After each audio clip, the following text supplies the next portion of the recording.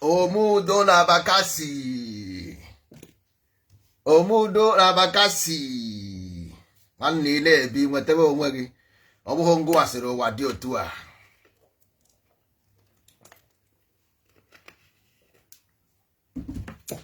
Ọ na-eme aji ikwu okwu anyị eburu ụzọ ṅụọ mmiri ngozi. Ṅụọ mmiri ngozi ka e wee kwatuo akpịrị. Ka e wee dọtuo ya dọtuo. Ugbu ibe. Udo dị. Anyị nwawo ndị ndozi ọdịnala Igbo. Anyị nwawo ndị agha si n'eluigwe wee bịa. Onye chọọ okwere, onye achọghị ọhapụ. Anyị si n'eluigwe wee bịa. Ijụkwa anya ya, we can prove it. Ha! Enyi ọha. Enyi ọma. Ana m akpọ ya enyi ọha maka na enyi ọha bụ enyi ọma. So ụmụ ibe dịka anyị si wee na-ekwu, anyị si na anyị si n'eluigwe gbarata. We can prove it. Anyị ewu ndị na-akụzi nkụzi bụ na ndị na-eje ụka sị na mgbe a na-achọgharị nwa Jizọs asị na ọ nọ ebe ọ nọ, ebe nne na nna ya furu ebe ọ nọ na-akụzi na-aza ndị mara akwụkwọ. Anyị ewu ndị ndozi ọdịnala Igbo. Anyị na-akụziri ndị mara akwụkwọ.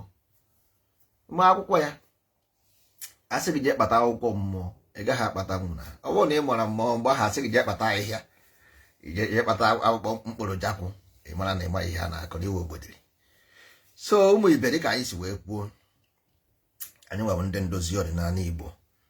Anyị si ka anyị kene eke, kene orie, kene afọ, kene ngwụ, kene ndị mbụ, kene ndị ọkpụ na ndị egede, kene ndị ndozi ọdịnala Igbo ndị na-ege anyị ntị, kene ikwu na ibe, kene ezinụlọ anyị, kene nne nna nna anyị, kene kwezie Amadioha isi akwụrụ okpu, ama amasị amasị, oke osisi kpọrọ nkụ na-enye ndo, ugwu a na-arịa na-atụ egwu. Ụmụ ibe, ọ ka o si wee dịrị anyị ka anyị si ekwu, ka onye si wee debe utie ka ọ ga-esi edina. Ụwa abụrụ ngwụnye ọ bụ nke ya. Ụwa is something dịra n'onwe ya, onweghị mbido, onweghị njedebe. Iruo ebe ọ bụ na ọ dere gị, etinye aka. Ụwa nwere ya na-akpọ natural principle. World universe is based on principle, is based on law.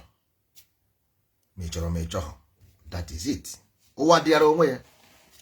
If you go and associate yourself somewhere, after you have chosen identity, you begin to cry that you are marginalized. You choose this identity by yourself. Nobody force you to be Igbo or to be Hausa or to be Yoruba. Nobody force you. It's your choice. If you like, you can be whatever you like. Today, if you say you want to be Yoruba, nobody will tell you not to be Yoruba. Today, if you want to be Hausa, nobody will tell you no. If you choose to be something, you have to take responsibility of being that. So ihe ọ bụla ị chọrọ ịbụ, mara na o nwere cause and effect. Anything ọ bụla nwere cause and effect dị ya n'ime. As long as life is universe, universe is under energy. This energy move under frequency and vibration, not about human being. You are human being because of certain vibration your body contains, nothing more, nothing less. Or because of Niwa Emeka. Emeka was given to you by your parents. Identity was given to you by your parents. Only if you grown up, then you choose identity by yourself. That is where we come in. Don't divide the child, yo. Don't divide the child. Oh, and whenever the student is ready, the master appear. So any day you recognize and realize who you are, from that day you are grown up. Before then, one day our child. So anyị jụrụ ajụjụ sị, nwanne ya dere gị na mma Chike. Anyị jụrụ ajụjụ sị gịnị bụ nta akara? Asị na nta akara bụ ịgụ akwụkwọ. Remember, this issue goes back to Igbo Day anyị kwuru okwu ya. Igbo Day anyị kwuru okwu ya na this Christmas. Nta akara, unu na-anya n'ụlọ ụka ndị bekee, ha na-ata oriri. A na-akpọ ya Holy Communion. Nta akara. Nta akara a na-ekwu okwu ya ka a na-akpọ Holy Communion. Ịta akara. Okay. Akamụ a na-ekwu okwu ya nke a na-enye ụnụ asụ wine. Enweghị wine a na-aṅụ. Ọ bikos gbara onye agwụrụ ka a gbara. Ụnụ nwa bụ ndị obere okwukwe. So ewere June na-emekwa ozu. Akamụ ka a na-aṅụ. Your spam bụ akamụ. Ọ bụghị mmanya ọkụ. Because you are living in assumption. That's why onye gị mmanya is symbol. Christ is I am tasty. Ha nye mmanya gbara ụka. This is that because you desire, out of desire, you were given wine to drink. Asị gị were mmanya na onye iberibe. They say it, were mmanya na onye iberibe. Ka ọ rahụ ụra. Mana akamụ ka a na-ekwu maka ya. Na-aghọta ihe na-akọ. So, nta akara bụ ịgụ akwụkwọ. Gịnị bụ ịgụ akwụkwọ? Ịgụ akwụkwọ bụ ịgba akpụkpọ. Unu bịala anya na beans ahụ anyị wetara anyị gbara ya akpụkpọ. Ịbịa na human being anya, ifu na human being nwee proskin. Ndị ojii Muslim nwee proskin. Ọkụ gbagha anaghị, ị ga-acha white. A sị gị na iru dị mma adịrọ mma ịtụ mbọ. Onye ọbụla agbara akpụkpọ, ị ga-afụ na his skin agaghị enwezi disi proskin. All this proskin na-adọkpụtara gị ihe ọjọọ. Mgbe ahụ iwepụrụ beans ahụ akpụkpọ, ifu na beans ahụ anaghịzi esi isi. Beans ahụ anaghịzi esi isi. Onye yi akwa ọcha anaghị eje ebe ruru unyu. Mgbe ahụ ị gbara beans ahụ akpụkpọ, ọcha bụ ọcha. Ọ ya hazi ebe jebe ruru unyu. That is education. Because we call it systematic instruction. Until you understand the basics of corruption in Africa, you can never cure it. Your skin na-esi isi. Mkpa abụ gị na-esi isi. You understand this. Understand them by their nature. Ihe mere gị ji esi isi. Africa na-esi isi today. This thing na-agwa unu. Until you understand African education, you can never go to America. Batak sị na ije gụta akwụkwọ. Ị gasị obodo oyibo, ije gụta akwụkwọ. Bịa na akwụkwọ leave, akwụkwọ ịgụta akwụkwọ. That means you all leave. Akwụkwọ mmiri datin, mkpụrụ mmiri datin kedu akwụkwọ ya ka eri leave. Mkpụrụ mmiri datin, that land nwere mkpụrụ mmiri ya, nwere ozu kpụrụ ya ka edi leave akwụkwọ ya. Kedu akwụkwọ ya? Ị hapụ ya ijije weta akwụkwọ ọzọ. I were akwụkwọ ogiri. Nna enwere akwụkwọ eji eke ogiri. Enwere akwụkwọ ndị Igbo ji eke ogiri, ọ bụrụ akwụkwọ ọbụla ka eji eke ogiri. Ogiri na-esi isi, mana enwere akwụkwọ anyị ji eke ogiri. Ọ nweghị akwụkwọ ọbụla ka eji eke ogiri. So to start with, you must know the reason why Africa is corrupt. Ọ bụrụ by nature. Africa is corrupt, not by nature. Let us stop fooling ourselves. Africa is corrupt simple because you don't understand the nature of your own existence. Ị ga-amacha beans, you must drown these beans. Macha ya, you must gbala. Ndị Africa na-agba akpụkpọ. Anyị na-asụ we skin animals, we remove their skin because of the skin na-ebutere ha ihe ọjọọ.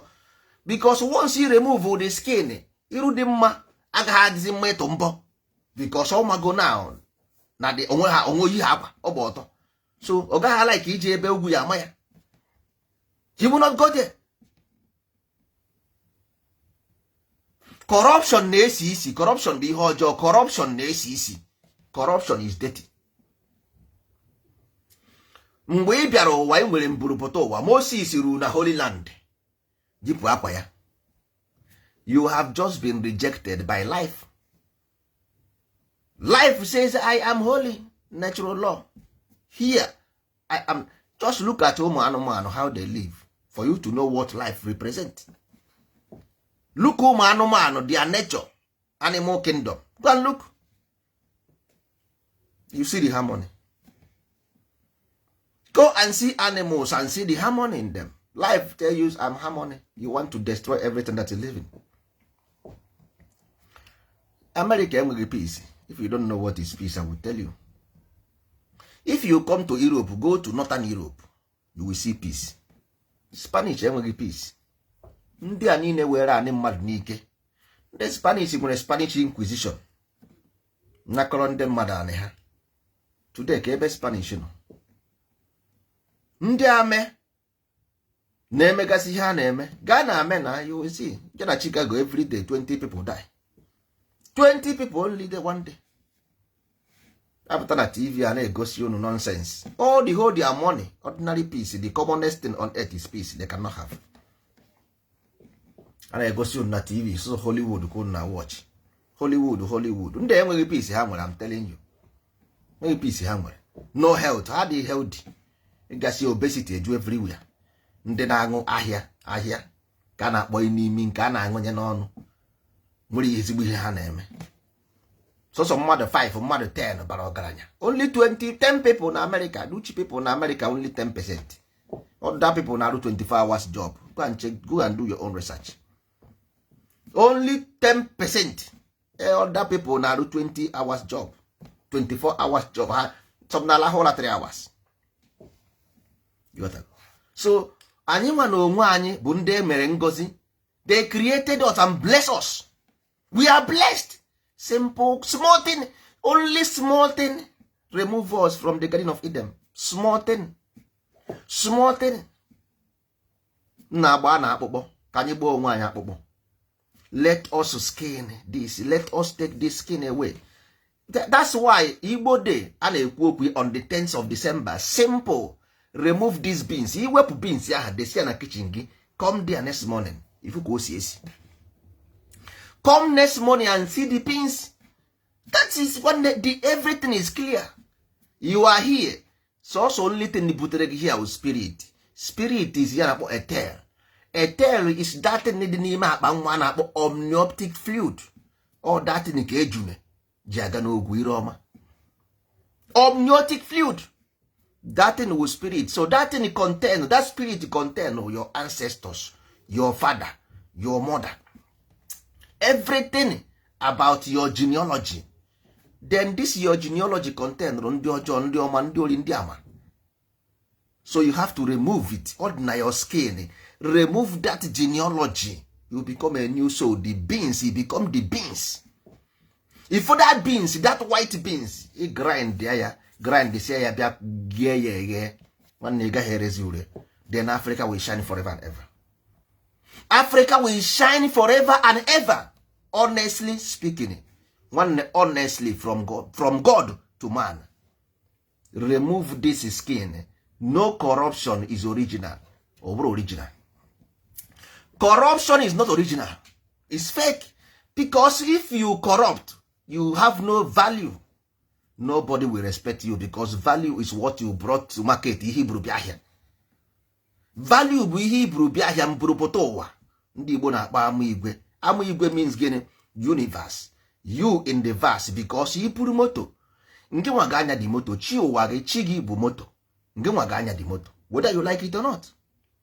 Chi is vehicle. Mgbugbo ga-ebu ga-aga. Yes. So chi ụwa ga-anụ nwa ogene. Ị nwere information. Iji compass. Iji compass. Chi gị ma ebe o si abịa. Ọ bụrụ na iji compass, then after everything, you and your chi asị na eke na ihe oriri adọrọgụ. Ị na-agwụ anya, agwọ na-ewu uwere. Ị na-eke anya, eke na-ewu uwere. Mmadụ na onwe ya na-eme baptist. Asị amụọ mmadụ eme ya baptism. Ilo ụwa, simple means reincarnation. Because he complete your journey. Simple that a na-agba football. Ị nweta 10 point. Ọ bụrụ na ihe need with 12 point. Ị nweta gị 12 point. That is simple, it's normal. Then he ga-ebidokwa again kwa until ị nweta gị 12 point ịba division 1. Unu emezina ya asị ihe ndị Africa. Unu emezina ihe asị ndị ha ndị Africa na ọ dị low. Ihe ndị Africa dị low. No.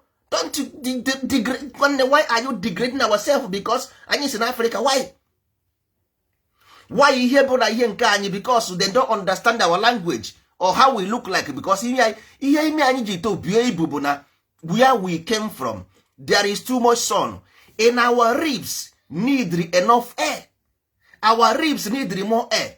That's why imi anyị ji buo ibu, nothing more. Because I need to pump more air. So that's all. So if you just work psychology, because the cycle is the metaphysics, is cycle. So this cycle, for you to understand this psychology, it got the content of your body. You make it up your body. So I want to make it up your body. Then any psychology with a democracy. Before democracy, in the Africa, Igbo people specifically know what is democracy. We know what it is. We know what is democracy before everything. We know what is conservatism. We have conservatism.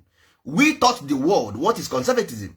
Because before everything, we know about animal kingdom. Ndị Igbo na-eyi isi agụ. Igbo people wear isi agụ because it means animal kingdom. Because ụmụ anụmanụ anaghị enwe eze. Animal people don't remove teeth. Africans, human beings did remove teeth. Ụmụaka, every children, their teeth goes away and grow. So every kingdom must be stopped and form democracy based on eze. Ewesị gị na Igbo enwe eze. Igbo na-enwe eze. Ọ ihe a na-ekwu maka ya, because if you keep monarch, then that means the monarch will be forever and ever. No. Igbo people say that this is the foundation of democracy. We say no to that because based on natural law, as long as teeth goes away, the weak one goes down, the strong one grows up. So we must change it. That is how democracy begins. Because it starts from this conservatism to conserve natural law. Then we started. From that conservatism, we created democrat, demon and crat. You got that? So, if we, Ndi Igbo, put this thing forward, Africans will learn from it. It's simple. It's not. This is not difficult. But first of all, you understand what is in Takara. If you understand in Takara, this is where you get Igbo akwụkwọ. What is Igbo akwụkwọ? You cannot have leaf without the seed. So if you go and take leaf from somewhere to read, what are you going to understand when the leaf dies off? What about the seed? You don't have the seed to replant. You have a problem. So you must go and read the leaf to understand the seed. Genetically, we are hidden. That is why they paint you the black. Black means ark, the ark, which is covenant. Black means ark of covenant. Not black. Then just call it black. That because they want to tell you that you lack knowledge. Be lack. Black means black. Be lack. Because you lack knowledge. No. We are dark, not black. But once the inversion, then do the inversion. If you follow then do the inversion, you see the opposite of yourself, which is then call you devil. Then put you horns, because of inversion. Because you are good angel. Opposite of angel is demon. Simple. Opposite of angel is the demon. Why you are demons today? Because you do the inversion. That is law. If you do inversion of law, you opposite. That is why you are killing yourself, eating the fish, eating the animal body, eating human body. Simple, because you do inversion. Look, life, universe. After universe, in water energy. This energy, when your container, all of energy changes in vibration. Every energy, once they change vibration, then change nature. Color is a vibration. So, if you want to understand human being, understand the power, the source, power of the mind. Then if you understand the power of the mind, understand nature of the mind, then the state of the mind will not tell you anything different apart from what you see in our land today. Because what is you see in our land today is nothing but state of the mind of the people. Energy has been existing since millions of years. This vibration is on air. It's recorded in archive. Once you go and call the name again, all those spirits will come back. That is why you see us today. When we talk about freedom, we always associate it with violence. because that is what it means. That is what it represents. You cannot change the law. That is why eji asị ozu a na-akwaghị akwa, ozu akwaghị akwa. Why? Because ndị Igbo nwere akpa ikwu ozu. I don't know about you people, but ndị Igbo have burial ceremony. So this burial ceremony a na-ekwu okwu, if you don't understand, ịkwa ozu simple means caressed mass. Ịkwa ozu simple means caressed mass. A na-akpọ Christmas. Is mummification. Gbaa ya akpụkpọ. Finish. Which is to baptize something. Which is ndị Igbo na-akpọ iyi ụwa. Ogbanje simple means cause and effect. Nothing monotonous. So in our land today, we live what they kept for us. To be an angel, to be sent, to be a hero. And we do the opposite. Africa will not go anywhere, man. Not even Zimbabwe. If you want to see what, ask what I'm telling you. Onyoji, we come from the rising sun. Rising sun need 360 degrees to push up. Scientific. Push up. Because in Ariugu, you need gear 1. In Ariugu, you need gear 1. So this gear 1, now, that is where the name Afara comes from. Africa, you got to means Afara. Because it's angel of the morning. It's pushing up with gear 1. Pushing up. So you need 360 degrees to push up. That's why your people are living in assumption. Because this pushing up is assumption. Is a child's mind. The mind is in early stage.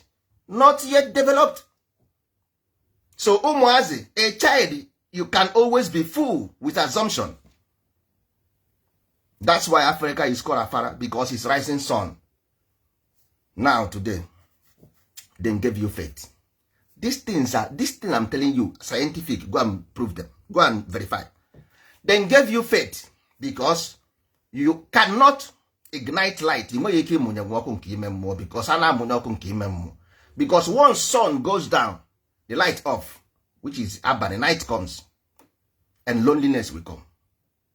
Then this spirit, because mind, body, spirit, and the soul, then this mind must have ntakara, which is value system.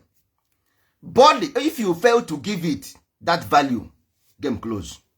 Body must have principle. If you fail to give it principle, desire follows. Spirit must have awakening, which is ethic. If you fail to give them ethic, the spirit will go and look for faith.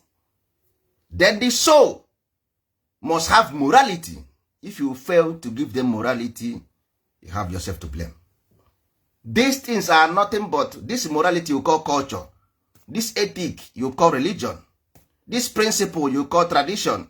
This value you call ntakara or education. These are principle of life, law of life. Not Igbo, not Hausa, not Yoruba. It's principle of life. It's nature of life.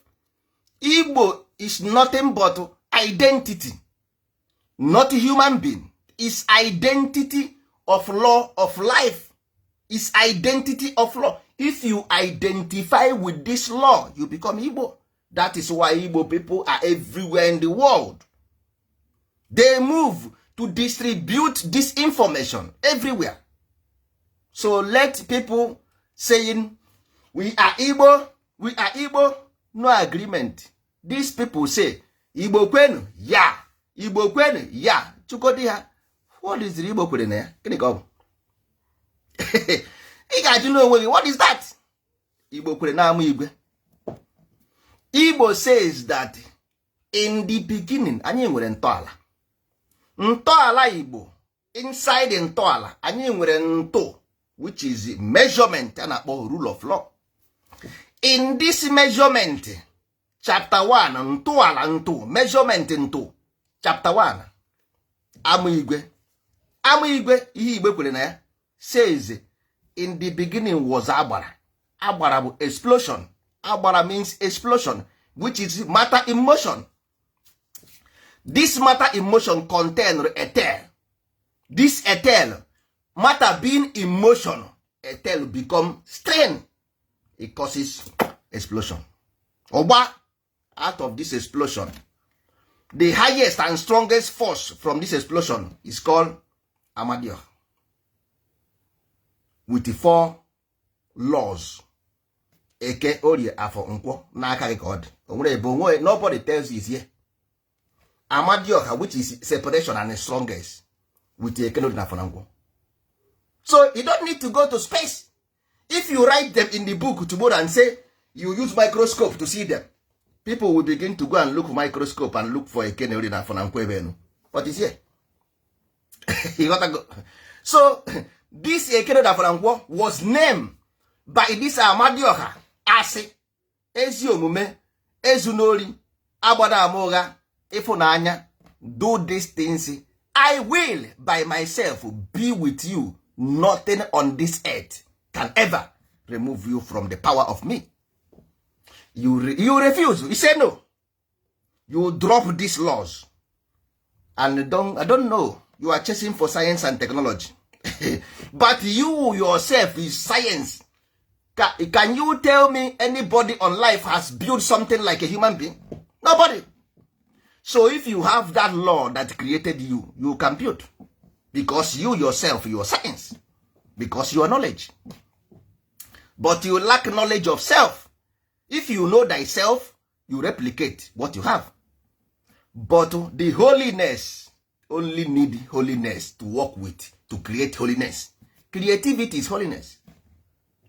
Creativity is holiness. So you cannot be demon at the same time want to be creative. Demon can only kill, not create. Either you will be Amosu, security man, or you are creative man. You cannot be Amosu at the same time. Be Amadioha. No. Amadioha apply Amosu to Gwalande Madeba.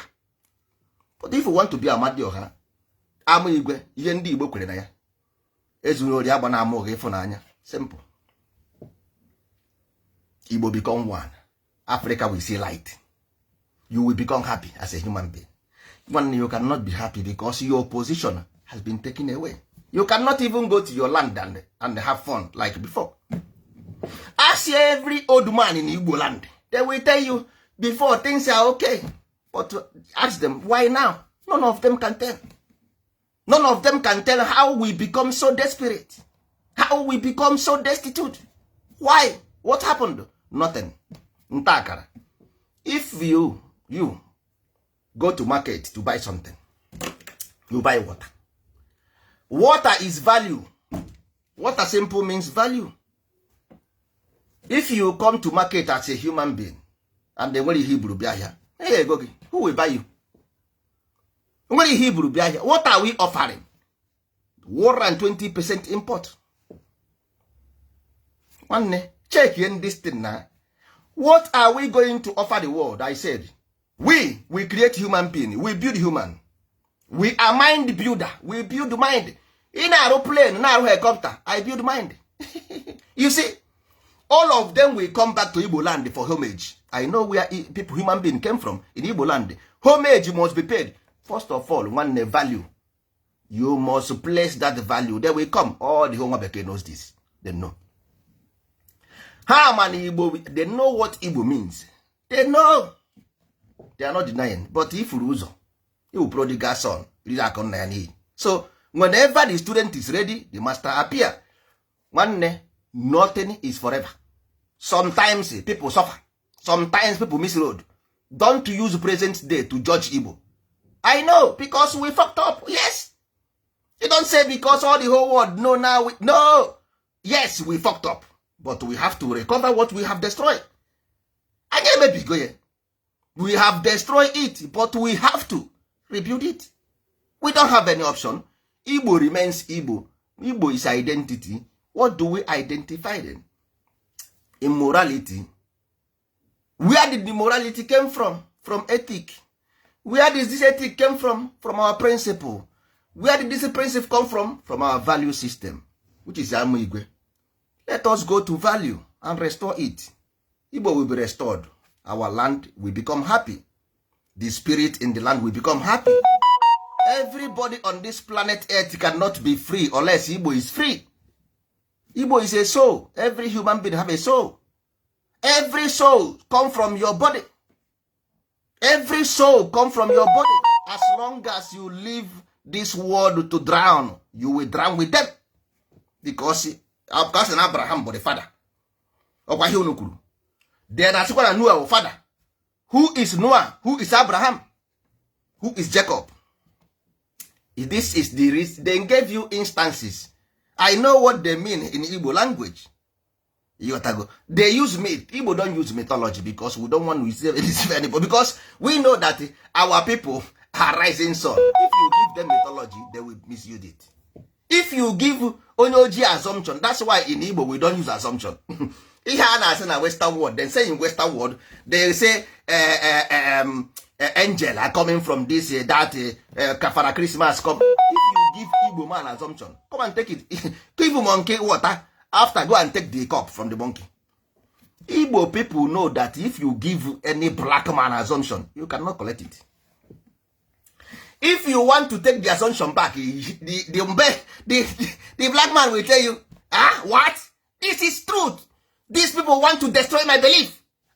He doesn't know that is assumption.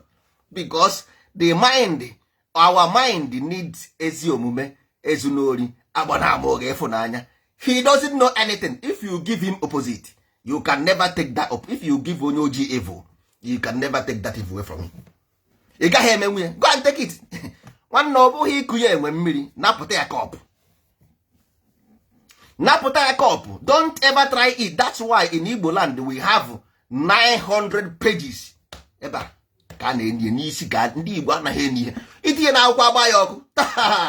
Igbo hide here okpoko osi mgbe nne na nna ya nwụrụ onye n'isi ya. Inwa anwa tinye anything na library. They will tell you about Alexander the Great. What happened to it? Inye n'isi gị. 900 pages here. The reason why we have 36 alphabet is because of 360 degree. You needed to push a black mind up. And once you push it up, nobody will ever bring him down.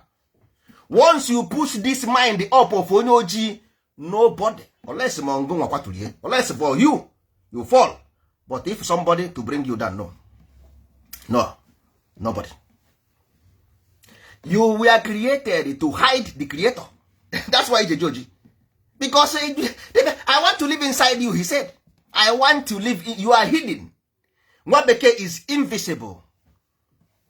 Then the visible is animal. Human being, you can never. Nwabeke, after their education, they never see the 1.5% of the brain of man. They never. You can never know 1.5% capacity of a man. Black man is hidden. Nwabeke is invisible. So hidden is more than invisible. Before you have visible. Creator want to live inside you. That's why your suffering is much. Amụ igwe, ndị nwa bụ amụ igwe. Ịmakwa ihe bụ igwe. Ịmakwa ihe bụ igwe. That's why iji wee na-ebu everybody because ọ ngwa bụ igwe. Ngwa bụ igwe, bicycle, eji anya. Ngwa bụ motor vehicle. Then you have the no vehicle without value. They come with money. You have value, they have money. Yes. Now you leave the value, you go and borrow money. You leave the value to go and borrow money. What are you going to pay back with what? With your children. Where is your value? Ezi omume ezunori agbana amụghị ịfụnanya is your value, not oil. It's man. What makes you a man is inside, not outside. No matter how much money you will accumulate in this world, this money is valued by somebody. Somebody created the value of the money. You can never ever know the value because you might have been ozu. You might be ozu, no. So how are you going to know the value of 100,000 naira? What is value of 100,000 naira? You don't know. Look at every day they will say naira is 50,000, naira is 20,000. Yes, now. But you yourself now you know what you want. If you have amigwe, it's your goodness, contentment. You got to go. Goodness, contentment, love. If you have these things, nobody will ever take, nobody will calculate it for you. Everybody on this earth will come to Igbo land to build companies, to come and save their money. They will come to Igbo land to save their money. Manda Hausa, Manda Yoruba, Manda Ocha, because they trust you. It's a trust. You have to develop this trust. It's you. You is who you are. All we here represent is what you represent. You just live your... What is this? Take what belongs to you. Or ndozi ọdịnala Igbo means heal the world. Ọdịnala Igbo means natural law. It's not somebody in the village. It's not about Igbo because Igbo is identity. It's nobody. It's about law of life. We have precious. We have treasure as Igbos. We are the light and the power of the children being given to us as Africans. We give the name Africa from Afara. We name it Afara because of the rising sun. Angel of the morning. We leave this angel of the morning to die away. Our sin will not be forgiven. That's why we are made. Look at what they have made us be. Angel of the morning is under our care. We leave this angel of now simple because of simple thing.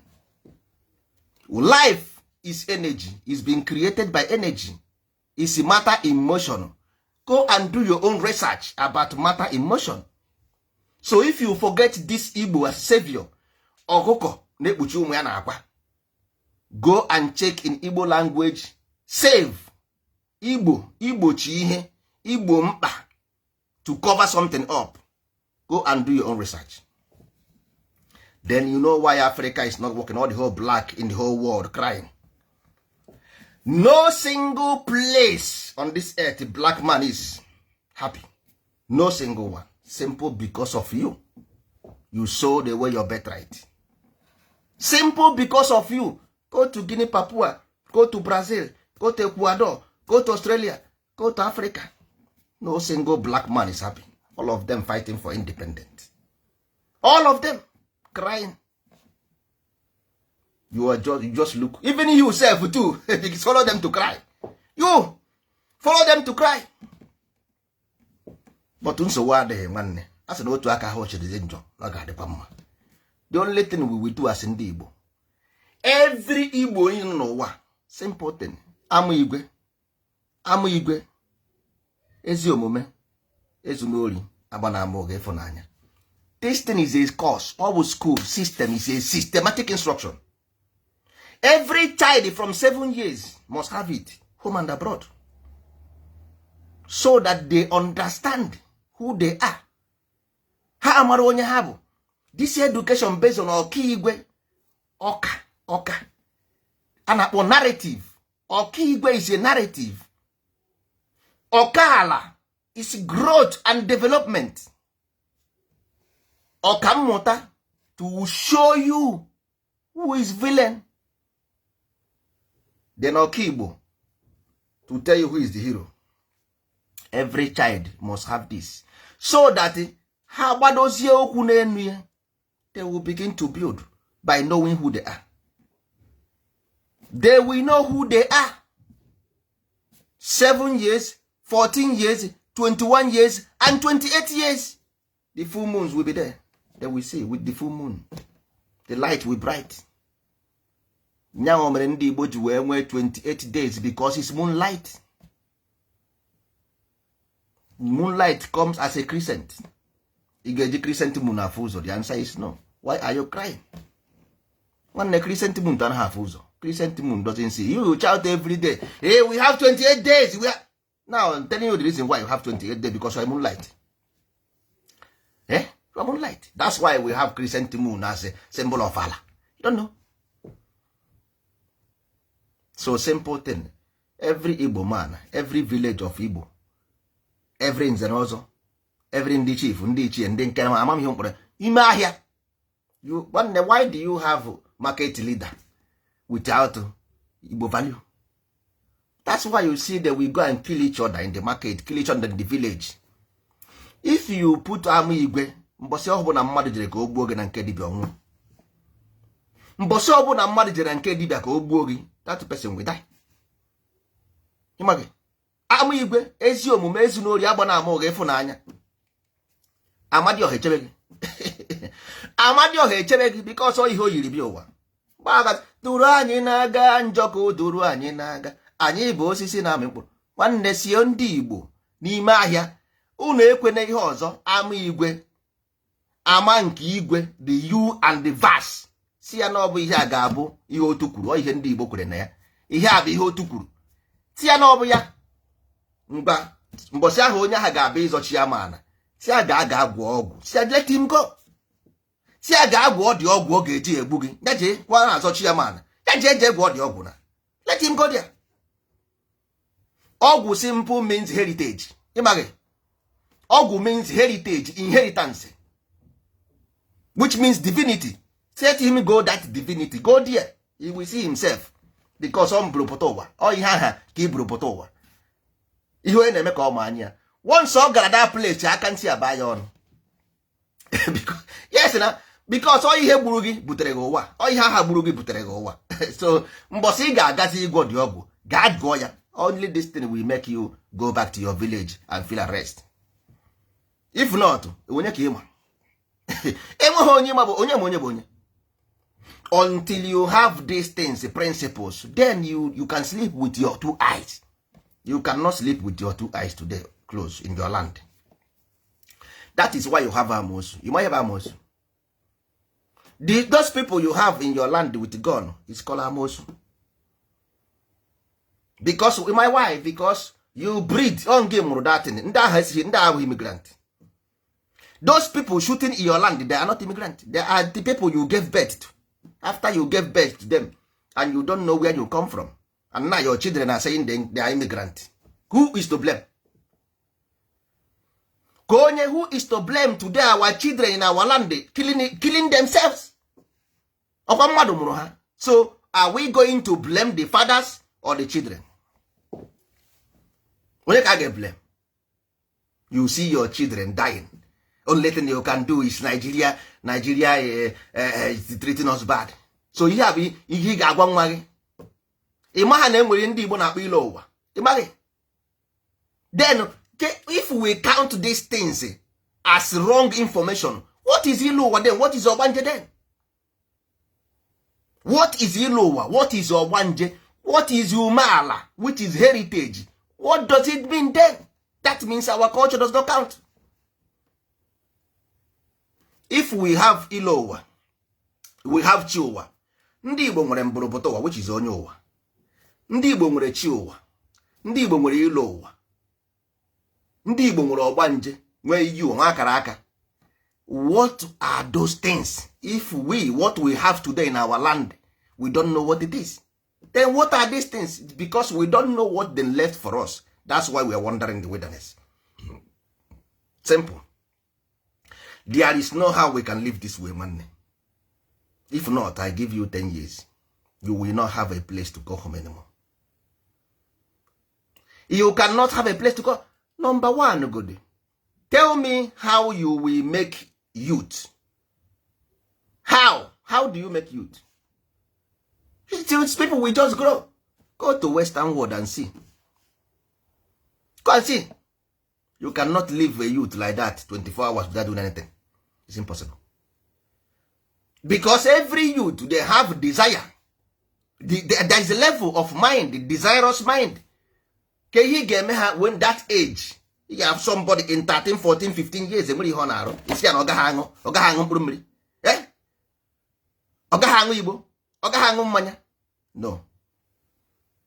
Idleness is a devil's workshop. Society ana-arụ ya arụ okwu na-arụ akpa okwu unu na-arụ ahịa unu nọcha ebe unu na-arụ ahịa o nwere ahịa nke ị ga-emerụsi otu a ọsọkwa ya bụ na nwere do machine nọ n'ụwa ga dictate nwunye no machine can dictate it. The same place ka esi arụ mmadụ a na-arụ mmadụ arụ. Now you see it na your land today na arụ mmadụ arụ. Have you seen it? If you go na arụ mmadụ arụ kịta only 4 years of radio station. Look at your land. 4 years of radio station. Look at your land. And I go no son. Look at it. Look at the result, yeah. Hey, nothing will happen. No problem. You see the or the day. Oh, what's your heart? Your name, man. You see it. 4 years only. Look at it. You forget. Your people, no na church, 100%. Konya media. On. gịnị mere ha gaa na Fada Mbaka go there adoration minister ifo people ga na sadin who did it? Tell me one Igbo media with Igbo basement, Igbo narrative. What? Tell me one single Igbo media with Igbo narrative. If you go there, they will tell you, Edo, Onitsha people come from Edo. The relationship between Ibibio and Igbo narrative. Or I begin to tell you, I don't know. Allow the Ekuano. Jiwesi nke nwa Jiwesi. Ihe abụrụ Igbo narrative. Or begin to tell long story. No. Simple. Igbo narrative bụ ama igwe. Ihe Igbo kwere na. That is only when you have not corrupt child. Anything you nwatakịrị, you will not hear now. When you go 18 years, you must remember what your father told you when you were young. If you sing, the only reason why they go to church every blessed day is to record that information. From 7 years, ama igwe, ezi omume, ezunori, agbana ama oge funanya. Ka itete n'ụtụtụ. First thing nwa gị n'idere egoro gị bụ ezi omume, jiri ezi omume dịka uwe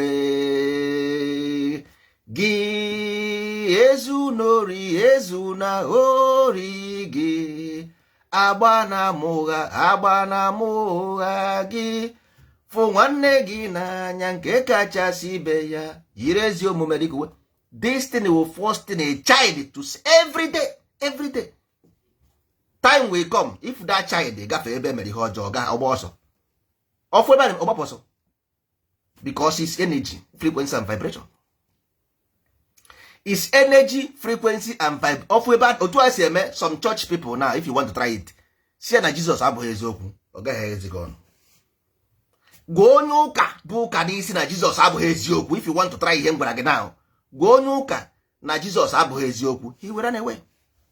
He will not talk to you again. So that's all.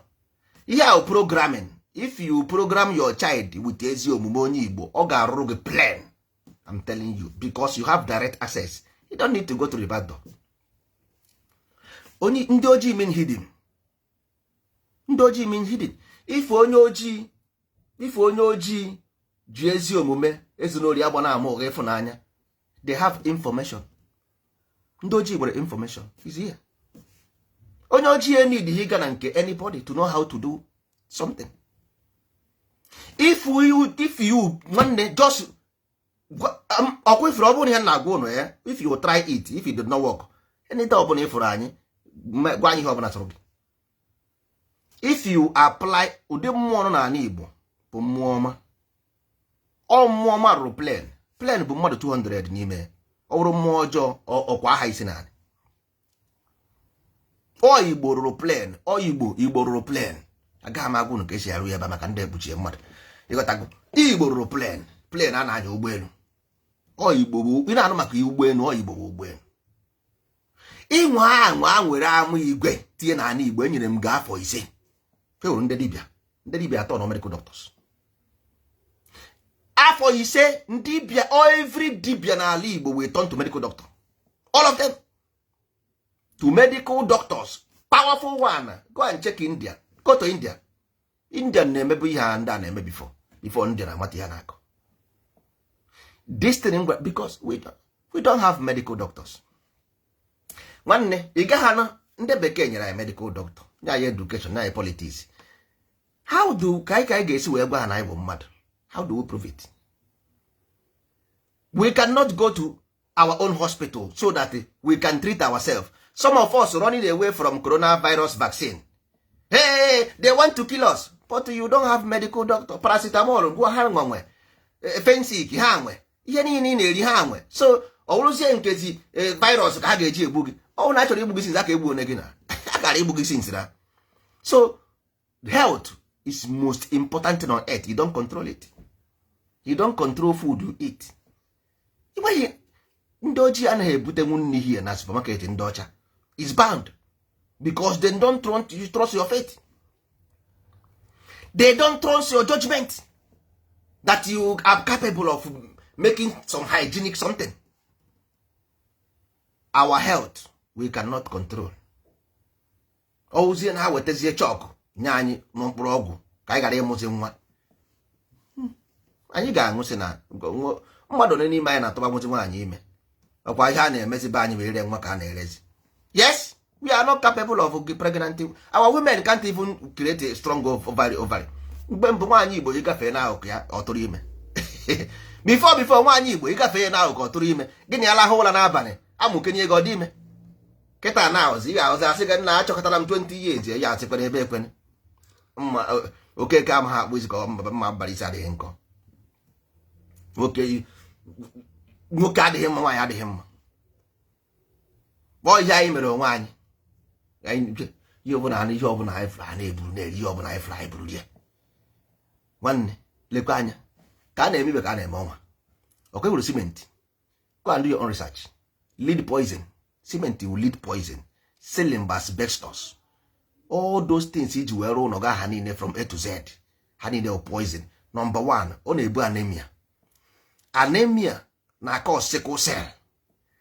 Anemia na-akọs ndị isi ojii neediri this their lungs, ribs open because anyị nwere ime ogo because of the weather condition I created anyị n'ime. Anyị neediri ka ikuku na-apọmpụ na our ribs very well. So once all this is cement and asbestos I bi n'ime with paint, ọ ga-generate because your blood stream nwere potassium, nnu na isi ebe ahụ aga. Ọnụ a na-generate the light na-heat, that's your pineal gland, na-eme ka your brain na distribute light into your body. And the whole that this light anaghị aga ọfụma, this current doesn't flow to your body, one day your organs will begin to die. It generate into high BP. Mmadụ ole na ndị isi ojii enwe high BP ndị Igbo? Mmadụ ole na Africa enwe blood pressure? This is the cause of the blood pressure. Mmadụ ole n'ime unu enwe symptom of anemia, sickle cell symptom. You got mmadụ ole n'ime unu. Simple, this thing was the cause of it. All this cause of it. As long as we keep on doing this, anyị na-eri processed food too much. Na-ebi n'ụlọ adịrọ word. Go to Western world, onwe ha ga-ebi n'ụlọ asbestos n'ime. Go and do your own research. Jee were Google asbestos. Ụlọ niile unu bi nwere asbestos and lead poison. Your food is not healthy. Your weather is not healthy. So how? Even your children will not be healthy. Your children will not be healthy. Nobody will try to, because if you die, you will incarnate into your children. If your spirit is not ready to ascend. You got to go. So the best we can do, osita adeba odibarabo. Osita adeba odibarabo. Igbo need only one thing. Ntakara. First of all, if we want to be Igbo, we must Igbo, because you cannot be your brother's wife. It's impossible. You don't say you are Igbo because it's based on genetic. Which genetic? Igbo say no racism. Or Igbo created the law, no racism. Because it's humanity. If he's human, then there is no race. It's human race. So it's not race, it's human. Igbo say no racism. Igbo created no tribalism because no segregation. Umuokpara means no segregation. No tribalism. So all these things we are giving to you to divide and rule. It's not favoring you. It does not favor you. First of all, for me and you to be brothers and sisters, we must each no one you get my agreement. Each onwa boy, you get my agreement. Each is why you get my agreement. Why can't we make agreement to live with each other? Why are we waiting for everything our ancestors created to die away? It's not good. If we want to live, if we do it, every Nigeria will be good. Nigeria look upon you, but you disappoint them. You disappoint them. All of them know this. They know you are the light. They know that you are the light, but you just doing like a child. What are you fighting for? Everything is on your own show, on your hand. Everything. It's not about religion. It's about agreement. Amigwe is agreement, which is universal law. It's a value system. Our man cannot reject it because it's value. Goodness is everywhere. It doesn't matter your religion. This thing must be before anything. Goodness, contentment, righteousness, truth, no corruption, no robbery, no bribery, no hate. Who will reject that? Ezi omume, ezunori, agbana ama ụgha, ịfụnanya, no corruption, no robbery, no fraudulent, and no hate. Which religion is better than that? So it's not religion, it's agreement.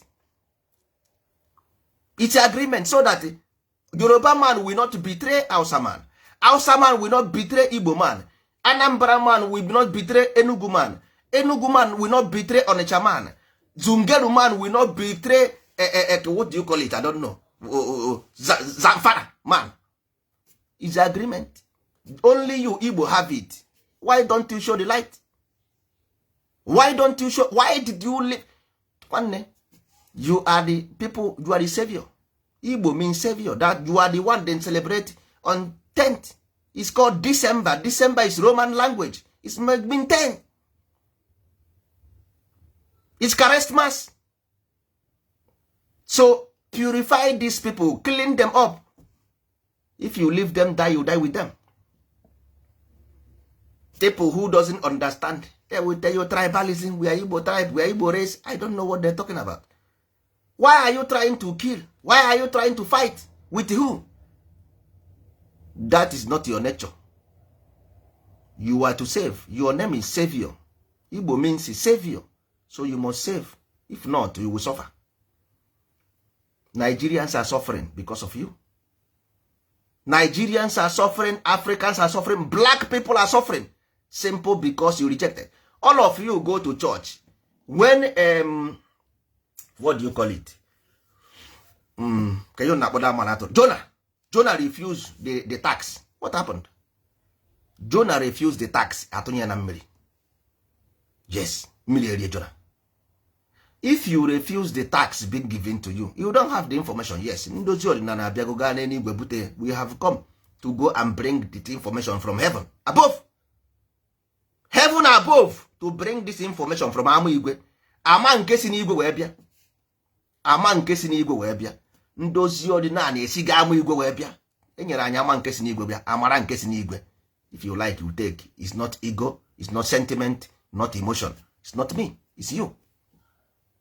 We agree in the sentence. It's not nonso. It's not ndozi ọdịnala. It's ama igwe. Not me. Take it to your union. Take it to your family. Your children. Let them be good, actually. Let them be good. Have peace in your land. Nigeria was based on harmony, freedom, peace, and unity. Harmony means one nation bound in freedom, peace, and unity. If you destroy it, you have to blame yourself. One nation bound in freedom. Listen to what they said. Stop the blame game. Obro hating one. Don't stop hating. Igbo say no hating. For one negi na nyanke kachasi ibe ya. I did not say it. Eziomume, eziomume, eziomume. I did not say it. This is what your own father told you. That your responsibility is this. Why do we choose to suffer? No, it's not good for us. So ụmụ ibe, anyị ga-eweta okwu anyị na njedebe tata. We still bring you news every day, 3 p.m. Every Nigeria, every African who want to join this holy order, it's okay. Only thing black man will offer in this world is a build mind. Mind builder. Black build mind. Mind is everything. Ark of covenant. Mind is everything. Mind is the value. You have the value. That's why in Africa they have every resources. Every. Got them every. From A to Z. This is what you represent. But if you betray yourself, don't blame anybody. Leave all this political. Somebody cannot go to America to learn how to govern. If you want to govern sheep, you must learn from sheep. If you want to govern lion, you must learn from lion. You cannot go to Harvard to go and train yourself to be which democracy? That is demonstration of crazy. That is demonstration of crazy. Don't go to America to learn how to govern. What nonsense is that?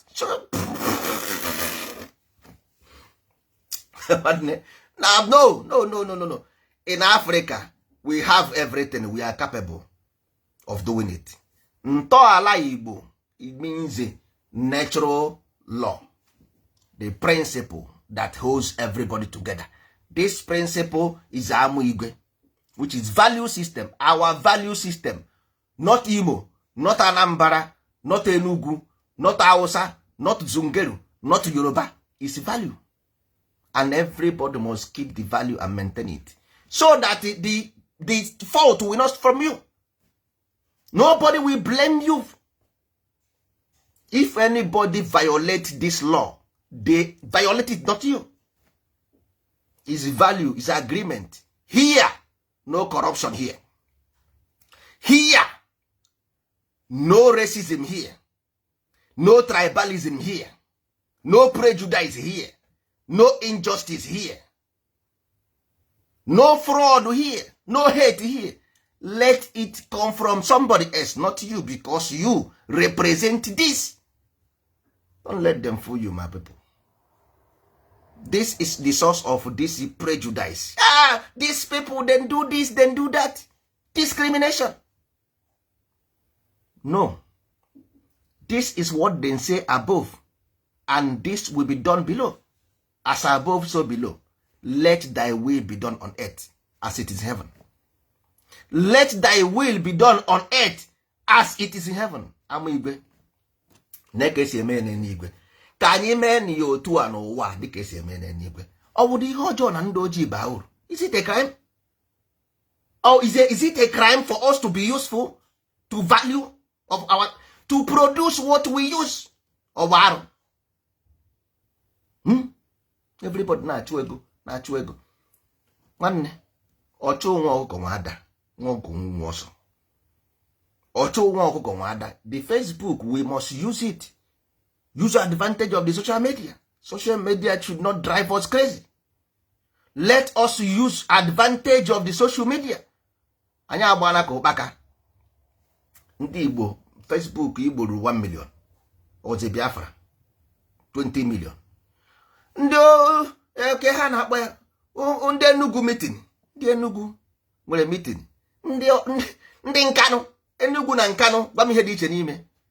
Ụmụnze nwere meeting. Ndị Nnewi nwere meeting. Ndị Ọlụ nwere meeting. Ọlụ South, Ọlụ West, Owerri North. Meeting everybody. Gwanụ m ọkwa kebiri jọma ya. Ụmụada, ụmụ nke nwa. Nwanne Igbo. Ndị Igbo na Spain. Ezi omume ezu n'ori agba na ama ụgha ịfụnanya. What is wrong with that? Ị ga na meeting ịfụ mmadụ 1 million. Ọ dịghị mma like that. Ị ga-eji eme the same Sunday. Ị ga-aga meeting ndị Imo. The same Sunday gaa nke village unu. The same Sunday gaa nke ndị Igbo. Nwanne ị gaghị emenwu ya. You can't do it. You got to go. So it's one Igbo meeting na Germany. Ogwe woka aka. Based on what? Of ihe. So ndị Germany were eke nwere ike ndị Germany were agriculture. Ndị America were construction. Ndị nke were hospital. Eke. So elu ebe ahụ mụ agaghị agbazi unu ihe anyị ga-eme because of ịgwasị ha n'obere oge ndị mmadụ ebido ma mechaa abuse. Ịghọtara? Ọ bụrụ your own portion. Ọ bụrụ NGO. Ihe abụrụ NGO. Ịghọtago? But for you to have reason to go to meeting. Ọ bụrụ you don't just go meeting a na-ata anụ na-aṅụ mmanya. Ehi na gada play. I waste your time gata aṅụ mmanya. Ije ebe a ịbata mmanya egbugbe gị. Nwunye gaghị ekwesị gị adaptate again. Mgbe ọ bụla ị gara meeting bata mmanya na-egbu gị. Nwunye gaghị ekwesị gị gaa again because ị ga mmanya egburu gị bata. Enweghị ezigbo ihe a na-akọ. Onwe kekwe na-akwa ndị. Gịnị ka na-akọ? So it's better now anyị akabeghị nka. Nwanne oge a na-akpa eche mmadụ ka anyị jiri n'ụtụtụ a wepụ this emotion and sentiment, desire, emotion, sentiment, obsession all those things adịghị n'ihe anyị na-eme. Ya bụ ihe ụmụazị. Ego, greed, jealousy, fact and figures. Amụ igwe, first of all, ezi omume ezinori agba na ama oge ịfụnanya. Amaala, second. After this, if you see Igbo land, ọ na-esi perfume. Isizie nna aka ije, ọ sị gị nna aka ewe, ọhụ nke ị na-abịa na ọ dị ka onye Igbo. Onye ayiri onye Igbo nna abụ onu mụ achọghị akụkọ guy. Oge onye asụrụ Igbo sị nna abụ onu mụ achọrọ akụkọ na abụ onu that guy. Ọ sị how na hey what's up man? O wee vuogo ọ chọrọ ka ọ mara na Igbo a na ogwu onye Igbo. Nwanne nke ọkwa ya. Ọ bụrụ ya nwanne. Ị ga na-aga Lagos ụta moto gị mebie na-agbọ. Ifu somebody na ebe ahụ nwere ike moto ha mebiri since 3 days. Nwe eribeghị nri. Ọ sị gị nna nwanne si ogbemi kilode. Ọ sị na nwanne eche m Igbo kwuru na asụ oge ọsị talonie lehi. Ọkwa onye Igbo ihe ọ na-ekwu datin ewu ma ọmaha ma onye ọ nwere ike izu ori na.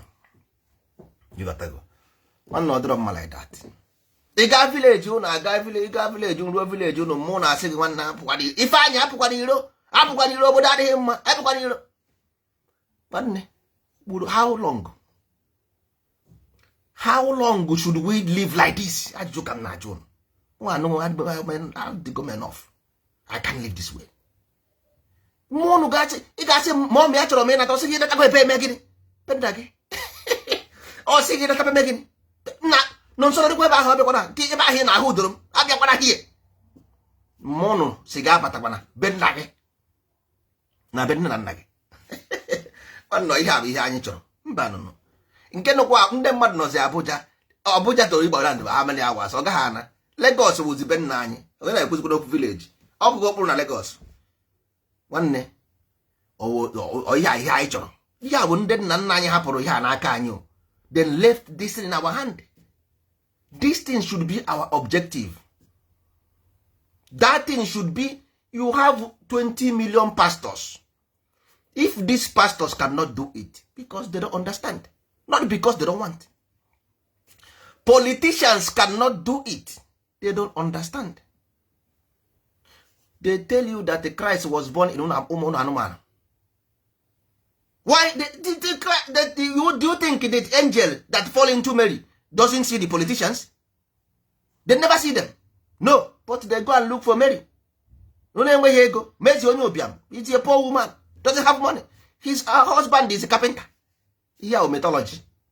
But I'm telling you example, politicians cannot do anything for you. Because genealogy. Genealogy.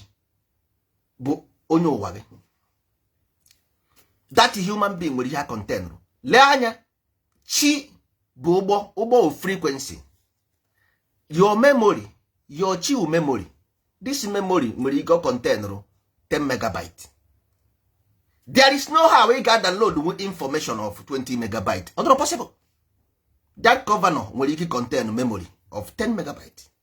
So ọ gaghị ebu nwe ihe anyị na-ekwu. Ọ gaghị abata nwe n'isi. So when mgbe that man ga-emenwu ya, ọ dịrị easy to build a site. It's not easy. Ọ bụrụ a joke. Or it's not easy. So we must understand and respect everybody according to. Ihe ọ bụla onye nyere ka a ga-eji wee manyere ya. Ndozi ọdịnala gives you a nation. A nation of no tribalism, no racism, no prejudice, no injustice, no corruption, no robbery, no fraud, no hate. Live in harmony with the production to be useful. Iju afọ bara onwe gị uru. Hapụ ndị ụwa, let them be. Why are you fighting? Why? What is the fight for? Why are you dying, killing yourself? Why? Ụwa ọnwụ isi ya. Nwanne, ụwa ọnwụ isi. Ụwa ọnwụ isi. Ndị gị na ha bidoro the fight, where are they? They will promise you everything, but small time they will, everybody will begin to deny. That is your next doorstep. Hey, na how far came maka Ifeanyi na akwatu onye Ifeanyi. That is your next door. That is, you will be the next. If Ifeanyi is with you and Ifeanyi is down, nwanne dress you will down and you will say nothing happen. Nothing, no. You have to you are here, chi ụwa gị, onye ụwa gị. That means you are on message. Then send you message. So what are you talking about? Ụmụ ibe biko nụ, hie na ịsa n'anya. Igbo si anyị, chi ụwa gị. Aka onye wetere ka m ga-eji eso ya. Aka onye wetere were m soro ya. Mana ọ ka onye si eme ka ekwe ga-esi akpọ ya. So aka ọ bụla ị wetere ka ọ ga-eji eso gị. Ka anyị nwetara ezigbo aka, anyị nye ya aka nri. Ndị Igbo anaghị eji aka ekpe ekwe n'aka. Aka nri ka ndị Igbo ji ekwe n'aka. Anyị nye ya aka nri. Anyị nye ya aka nri. Ọ nabata anyị n'ime mmụọ na eziokwu. Chi ụwa bụ ngịchi ya ụwa gịrị your word. Nwanne ndị Igbo, ọ bụrụ ihe ọ bụla ka a na-ekwu n'ụlọ ife. Anyị nwere ike. Anyị nwere ihe anyị ga-emenwu ya. Anyị nwere ike, anyị ga-emenwu ya. We can do it. Kpụrụ ihe niile nwanne yipụ akwa. Moses si ya yipụ gị akpa ụkwụ ya. Yipụ akpa ụkwụ gị, ihe niile ndị a kụziere gị. Nwanne ewego PhD nsogbu adị. You can be PhD, doesn't matter. You got to go. All the more you must have education, is okay. But on akara dị iche. Ịta akara nwa akamụ nwanne bụ ndụ. Stop the violence in Nigeria. Only you can do it. Nobody else. He don't do it because of the Nigerians. No, he did it because of humanity. You nna, oge bụ nna, ụmụnwa bụ nna. Ndị Igbo nwere ụmụnna, nwee ebe ị ga-aga n'ụwa afọ ụmụnna. Ọ bụghị about ihe ị na-eme. The name, respect the name begin to you. The name means ụmụnna, humanity. Nunu niile bụ ụmụnna. Ọ bụ ngụnwa bụ ụmụnna. Ọ bụ ngụnwa bụ ụmụnna. Kere aka ọrụ ụmụnna na be anyị. You should know aka ọrụ ụmụnna. Then you know what I'm talking about. Not because of I won't. No. Nwanne, take your position. Don't fight them. Show them road. Nurture them. End the violence, end the killings. Only you can do that. With information is power. Information is the key. Knowledge is power. Knowledge is the key. Take this knowledge across the globe. Equally this knowledge may apply in German. Tell them. They will take you. In Nigeria, if you want Nigeria in 10 years to be a nation of holiness, take this thing.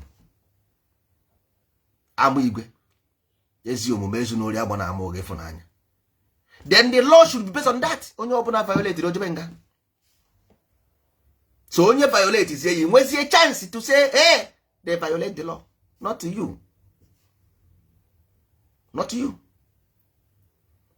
But if you come with anger, hate, and destruction, you will be destroyed. Your ancestors will destroy you. Because that is not what they sent. If